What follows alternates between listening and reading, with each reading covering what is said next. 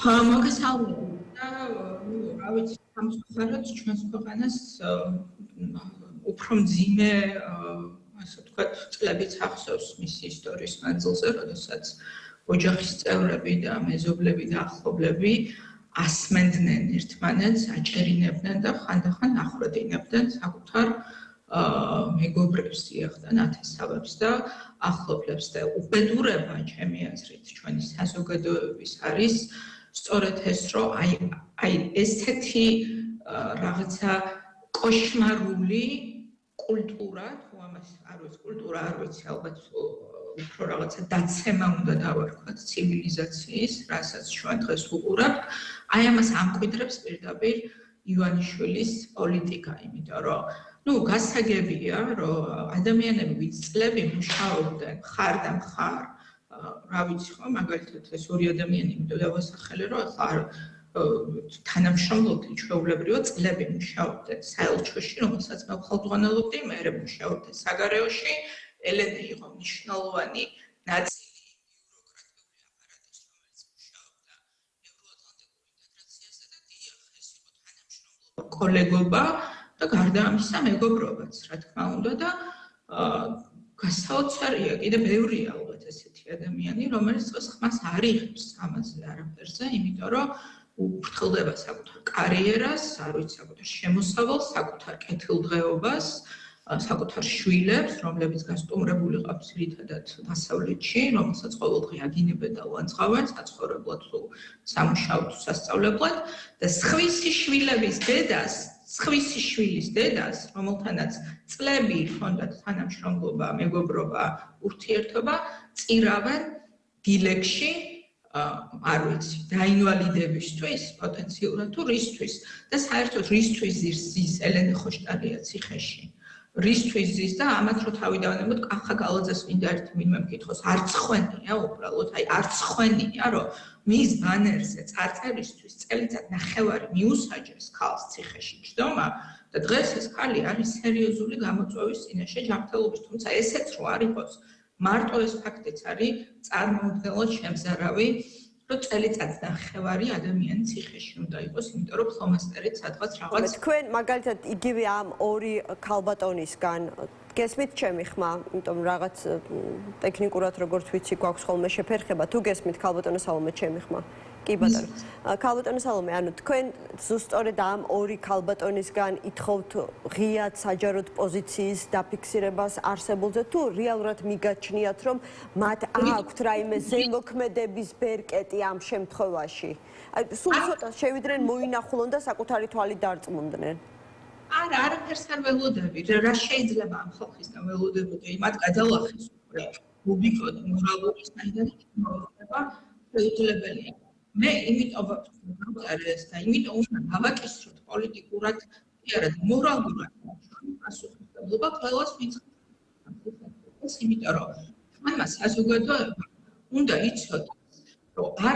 არ მიეცემა დავიწყებას ესე მარტივად ის ამორალური პოზიცია, რომელსაც დღეს იკავებენ ადამიანები, რომლებიც აი ამ გავს გადაწყვეტილებას ამ რეჟიმის და აქ მარტო ელენეზე არ არის საუბარი ეს კონკრეტული ეს ასე ვთქვათ თემა არის, მაგრამ არანაკლები შემზარავი ფაქტი არის. დამაღლობელის პატიმრობა არანაკლებად შემზარავია ჩემთვის პატიმრება ტროტუარზე დგომისთვის ადამიანების და იქაც არის ესეთი შემთხვევები, მათ შორის როცა ჩემი ახლობელი ერთ-ერთი დააპატიმრეს ტროტუარზე დგომისთვის, მე ზუსტად ვიცი, რომ ამ ოჯახის უახლოესი ხალხი, ვინც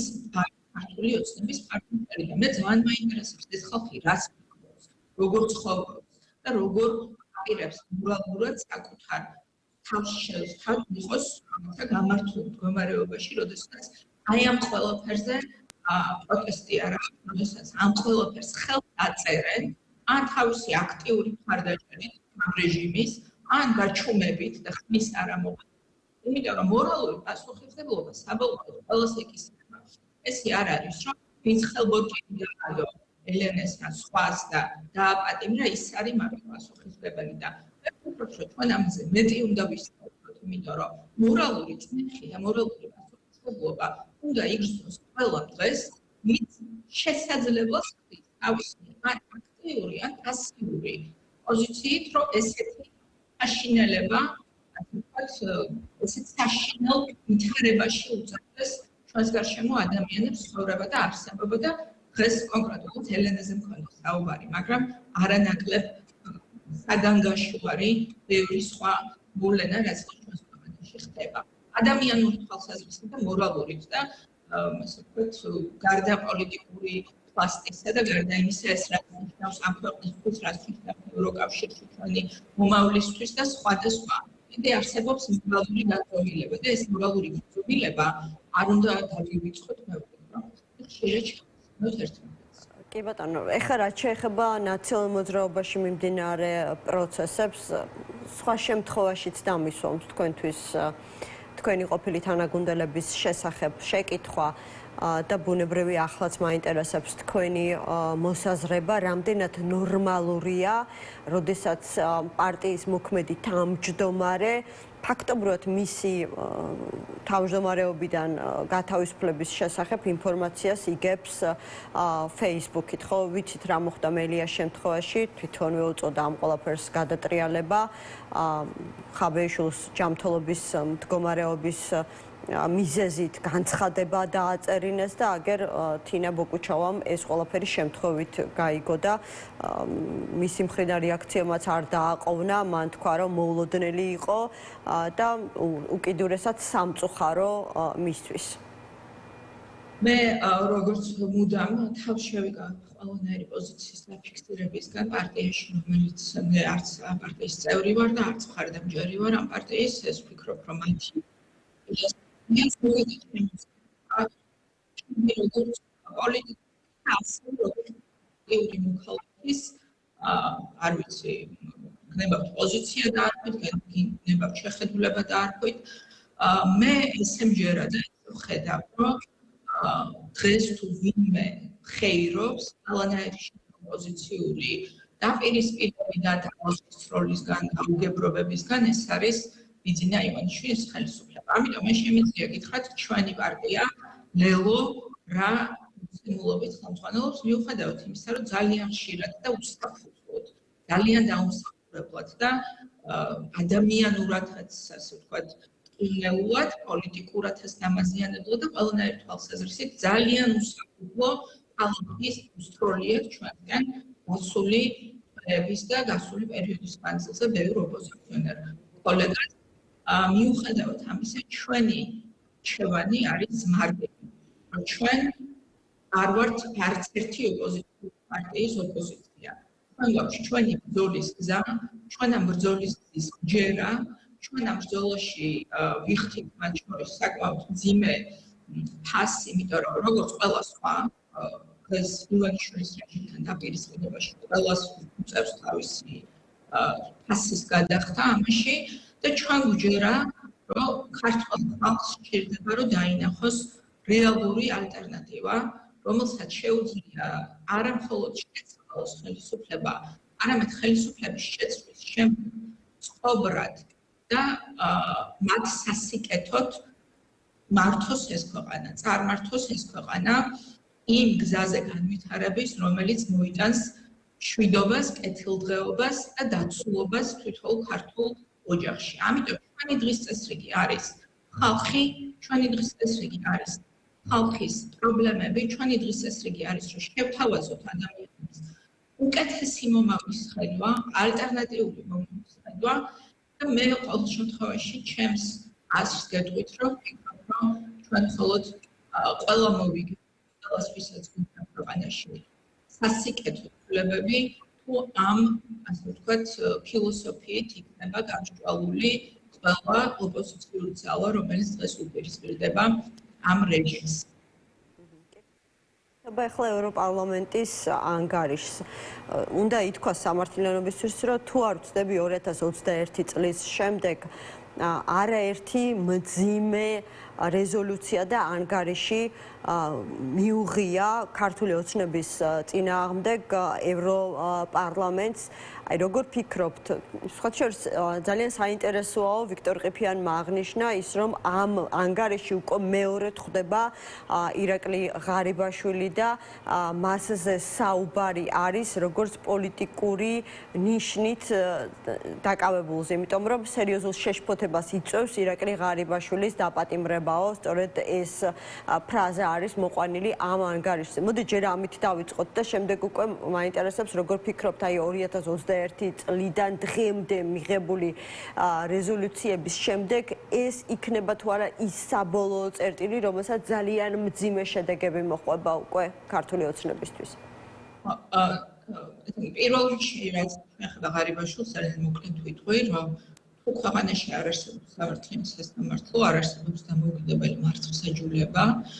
დამოუკიდებელი მართლმსაჯულება და სამართლიანი სასამართლო არავის მიმართ არ არსებობს. ნებისმიერი ადამიანი გავებდა პოლიტიკურ პოსტს, მით უმეტეს ისეთ მნიშვნელობას, როგორც იკავებდა ღარიბაშვილი, შესაბამისად აბსოლუტურად ლოგიკურია, რომ მოხდეს პოლიტიზირებული მართლმსაჯულების სხვა რიგსა ჩამონათვალში. ეს არაფერს არ ნიშნავს ჩემი თვალსაზრისით და ჩემი თვალსაჩინით იმაზე, რაში არის ღარიბაშვილი და რაში არ არის. შეიძლება მეწამეში დამნაშავე ვიდრე ბიძინა ივანიშვილის სასამართლომ ჩათვალა, მაგრამ სანამ დამოუკიდებელ სასამართლოს არ შეუფასებია და დამოუკიდებელ პროკურატურას გამოუძიებია მისი საქმე, სრულიად ბუნებრივია, რომ ის ამ ჩამონათვალში მოხვდა. ეხლა რაც შეეხება იმას, რომ ასე ვთქვათ, და მათ შორის სხვათა შორის ეს აბათილებს აი ამ ქართული ოცნების ცრუ პროპაგანდას, რომ თითქოს ევროპარლამენტი არ ხელმძღვანელობს პრინციპებით, ისეთი პრინციპით, როგორც არის კანონის უზენაესობა, კონკრეტულ პოლიტიკურ ძალას უჭერს მხარს, ან მათ ასე ვთქვათ, შეხედულებებს ასახავს და ასე შემდეგ. მე მგონი გასაგებია, რომ პრინციპებით ხელმძღვანელობს ევროპარლამენტი და ამ პრინციპების დარღვევა თუ ხდება, მნიშვნელობა არ აქვს რუსთან მიმართებაში აქვს ამ დარღვევას ადგილი. ეს ერთი. რაც შეეხება იმას, რა შემოbrunების, ასე ვთქვათ, წერტილი როდის იქნება, უფრო სწორად ვიტყოდი, რომ შეუქცევადობის წერტილს როდის მიაღწევს ევროკავშირის პოლიტიკა ბიძინა ივანიშვილთან მიმართებაში. ერთი რამ არის ფაქტი, რომ თუ ჩვენ გადავხედავთ გასულ 2 წელიწადს, ანუ ჩვენ რეალურად ხო რა მოცემულობა გვქონდა, რომ კანდიდატის სტატუსი ჩვენ მოგვენიჭეს მიუხედავად იმისა, რომ ხელისუფლებამ ყველაფერი გააკეთა, რომ ჩვენ არ იდეა რაც კანდიდატის სტატუსი მივიღეთ, ბიძინა ივანიშვილი აკეთებს ყველაფერს, რომ საქართველოს არა მხოლოდ წინ ვერ წავიდეს და ეს კანდიდატის სტატუსი დარჩეს ესე ფორმალურ რაღაც ჩანაწერად, არამედ ფაქტიურად, აქტიურად უწყობს ხელს იმას, რომ ჩვენ რაც გვაქვს დღემდე მიღებული, ყველაფერი ყველა ეს მონაპოვარი და შესაბამისად, რა თქმა უნდა, რომ პოლიტიკური ტონი ევროპარლამენტის, რომელიც ძალიან ხშირად და ყველა საკითხზე, როგორც რაც შეეხება სანქციებს, ზეწოლას, თუ შეეხება მაგალითად კანდიდატობის სტატუსს თუ სხვა, ევროპარლამენტი რამდენადაც ეს არის პოლიტიკური, ასე ვთქვათ, წარმომადგენლობითი ორგანო, ყოველთვის წინ არის რამდენიმე ნაბიჯით თავის განცხადებებში თუ პოზიციების დაფიქსირებაში ყველა მიმართულებით. ამიტომ არ არის, ასე ვთქვათ, უცნაური, რომ უკვე აღარ მახსოვს ზუსტად მე რამდენი რეზოლუცია, მაგრამ არაპირველი რეზოლუცია, რომელშიც ევროპარლამენტი საუბრობს იმაზე, რომ უნდა გაიზარდოს წნეხი ქართულ ოცნებაზე და აქვე სრულად აკისრებს პასუხისმგებლობას უვიზო რეჟიმის შესაძლო შეჩერებაზე ბიძინა ივანიშვილის რეჟიმს. ეს არის ძალიან მნიშვნელოვანი ჩანაწერი. ამიტომ მე მგონია, რომ ჩვენ ვართ იმ მოცემულობაში, რომ ევროკავშირმა ყოველ შემთხვევაში რამდენიმე თვის წინ მისცა კიდევ ერთხელ რაღაცნაირი, მოდი ესე ვთქვათ, ორი არჩევანი რეჟიმს. ერთი არჩევანი ეს არის, რომ დაიწყონ შესრულება იმ მოთხოვნების, რაც უკავშირდება კანონის უზენაესობას, დემოკრატიის პრინციპებს და ასე შემდეგ, რაც არის ევროპული სტანდარტი და მათ შორის არა მხოლოდ ევროკავშირის, იმიტომ რომ ევროსაბჭოს მინისტრების მიერ მიღებულ გადაწყვეტილებას ევროსაბჭოს წევრი ქვეყნების მინისტერიალმა ასევე მოუწოდა ქართულ ოცნებას, რომ გააუქმოს რეპრესიული კანონმდებლობა, რომ დაიწყონ ამ მიმართულებით მოქმედება და როგორც აღმოჩნდა, მშვენივრად იციან, რომ ეს არის, რასაც ითხოვს ევროკავშირი და არა რაღაც სისულელეებს, როგორიც არის, რომ არ ვიცი, რა ქვია, სისულელეები იმაზე, რომ ვიღაცა მოუწოდებს მეორე ფრონტის გახსნას თუ ბევრი ტყუილი, ასე ვთქვათ, მაგრამ დროზე დრო სიმართლესაც ამბობენ და ესეც სიმართლე წამოსცათ. მაგალითად, როდესაც გამოაცხადეს, რომ მზად ვართ, რომ ვისაუბროთ გამჭვირვალეობის კანონზე, ანუ აგენტების კანონთან დაკავშირებით ამ შემთხვევაში გვაქვს ორი ასე ვთქვათ, ერთმანეთისგან განსხვავებული პოზიცია, ხო, შალვა პაპუაშვილის განცხადება, მარტა კოსის განცხადებაზე, რომ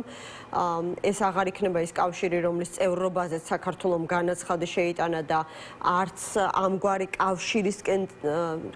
წევრობისკენ სწრაფვა არის ის, რაც საქართველოს კონსტიტუციის 78 მუხლში წერია და შემდეგ ის განცხადება, რომელზეც თქვენ საუბრობდით, როდესაც ნიკოლოზ სამხარაძემ თქვა, რომ ლუქსემბურგს მიმართეს როგორც განსხვავებული თანეთისგან, მე ვფიქრობ, რომ ეს არის აბსოლუტურად შეთანხმებული სტრატეგია კომუნიკაციის, იმიტომ რომ ქართული ოცნება ძალიან მიზანმიმართულად ქმნის გარემოს, ისეთ გარემოს, იმიტომ რომ ნახეთ,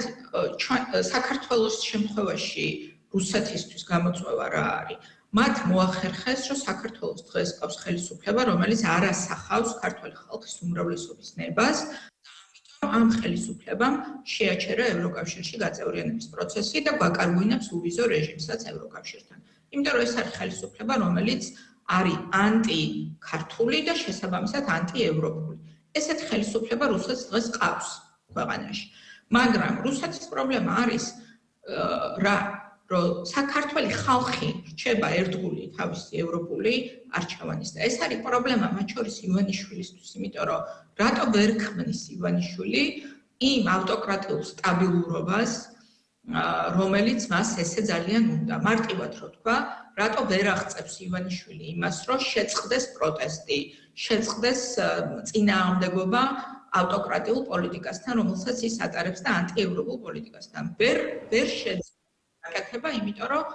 საქართველოს დიდ უმრავლესობას არ აურჩევია, მათ შორის ქართული ოცნების ამომრჩეველსაც კი, ვინც ხმა მისცა 2024 წელს,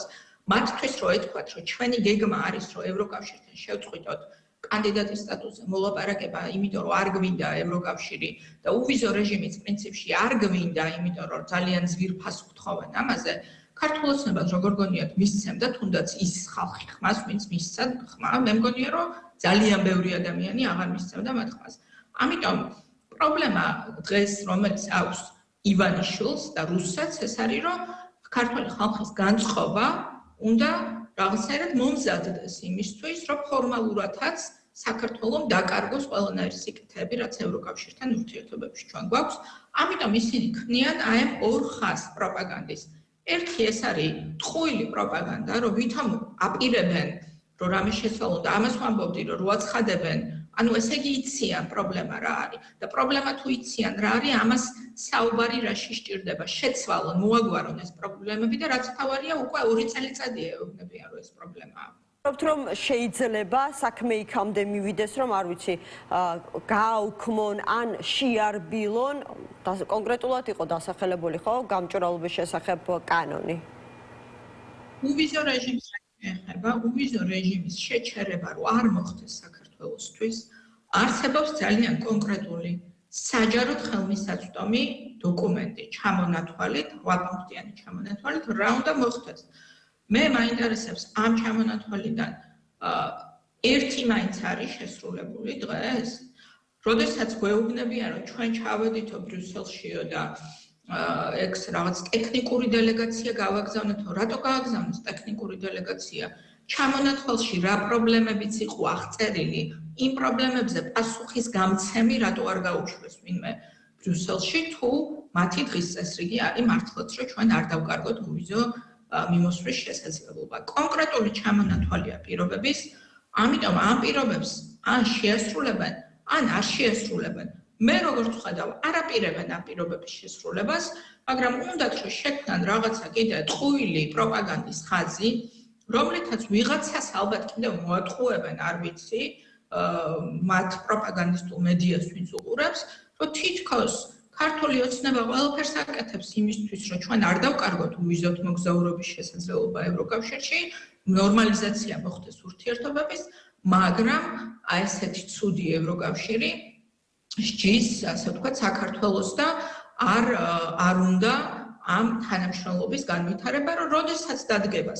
მომენტი, თქვენ გითხეთ, დადგება თუ არა მომენტი, როდესაც შეჩერდება უვიზო რეჟიმი, მე არ ვიცი, ეს გადაწყვეტილება იქნება მიღებული ტექნიკური დიალოგის დროსაც არსებობდა მოლოდინი, რომ ამ საკითხზე იქნებოდა მსჯელობა, თუმცა როგორც ვნახეთ, მხოლოდ ოფიციალურ პასპორტებზე დაწესებულ უვიზო მიმოსვლის არსებულ შეზღუდვებზე იყო გაკეთებული, ასე ვთქვათ, აქცენტი. არა, 11 ივნისს იყო ტექნიკური შეხვედრა, სადაც საქართველოს მხარეს უნდა წარმოედგინა და ეს გააკეთეს, ეს ოფიციალური განცხადება გააკეთა ევროკავშირის წარმომადგენლობამ, რომ მათ უნდა გაეკეთებინათ მოხსენება, რა პირობები შეასრულეს ევროკავშირის მოთხოვნებიდან. სადაც ესენი ჩავიდნენ და უთხრეს, რომ არაფერი არ აქვს შესრულებული, არაფერი არ აქვს შესრულებული. ამიტომ მე თუ მეკითხებით, მე მგონია, რომ 2 თვეში იქნება დიალოგი, 3 თვეში თუ 6 თვეში, ისევ არაფრის შესრულებას არ აპირებენ, იმიტომ რომ ძალიან მარტივი შესრულებადი არის ეს მოთხოვნები, ძალიან მარტივი შესრულებადი.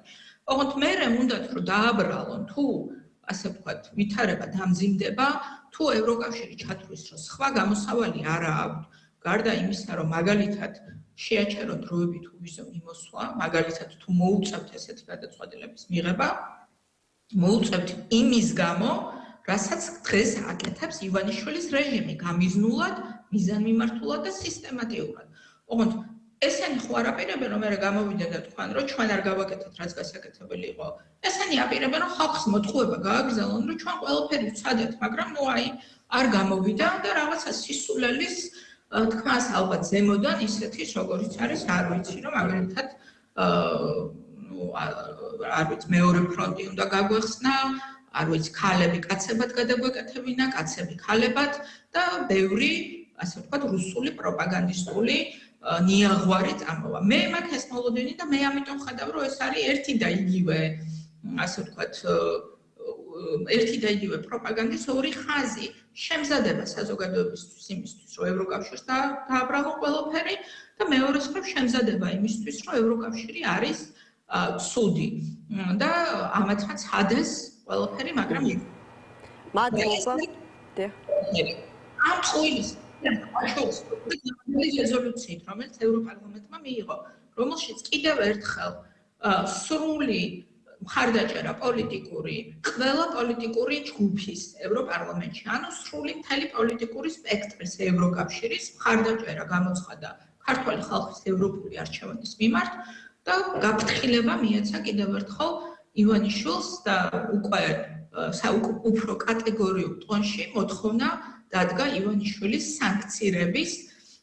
იმ პირობებში, როდესაც აღარ ყავთ თავარი მოკავშირე ევროკავშირში ორბანის სახით, რომელსაც შეუძლია, რომ ეს სანქცირების გადაწყვეტილება დაბლოკოს. ამიტომ მე ვფიქრობ, რომ თქვენ რომ გითხეთ, როდის იქნება შეუქცევადი უკვე ევროკავშირის გადაწყვეტილება, ну, ევროკავშირს ბევრი დრო სჭირდება სხვათა შორის გადაწყვეტილებების და პოლიტიკის შესაცვლელად და ჩამოსაყალიბებლად. ესე იყო მაგალითად იანუკოვიჩის შემთხვევაში, ძალიან დიდი დრო დაჭირდა, რომ სანქციები დაედოთ იანუკოვიჩისთვის და მისი მთავრობისთვის, მაგრამ აი, როდესაც ყალიბდება ეს პოლიტიკა და როდესაც უკვე გაიწერება, ჩამოყალიბდება და ასე ვთქვათ, უკვე არის განსაზღვრული, მერე იწყება იმპლემენტაცია და საკმაოდ განუხრელი ხაზით, იმიტომ რომ იმდენად რთულია ევროპული საერთო პოზიციების შეჯერება, რომ ამ პოზიციების მერე გადახედვა ხდება ძალიან რთული და მე ვფიქრობ, რომ დღეს მიიღება, რომ გაიზარდოს.